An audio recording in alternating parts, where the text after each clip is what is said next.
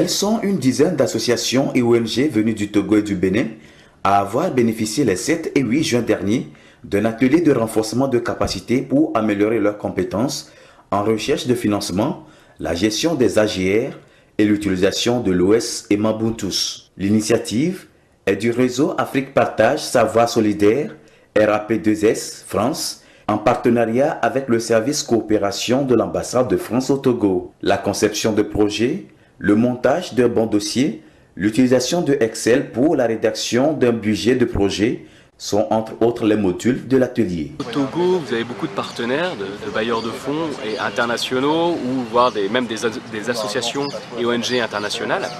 Et la question se pose souvent pour les associations togolaises sur la qualité de leur rendu, de leur dossier pour postuler par exemple aux appels à projets ou même aux demandes de financement spontané.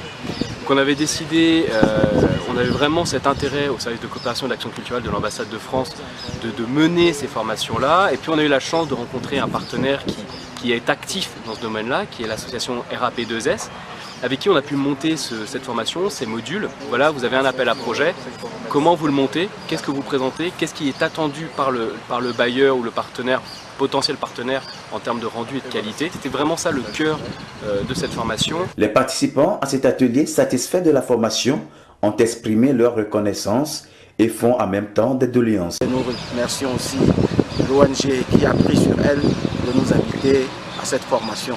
Et je crois que nous ne devons pas nous arrêter à celle-ci, nous devons pouvoir continuer pour, disons, être outillés pour faire face aux problèmes de développement au Togo. Du bilan positif de cette rencontre, il est prévu dans les mois à venir d'autres rencontres du genre où un accent particulier sera mis sur la gestion des ressources au sein de ces associations et ONG.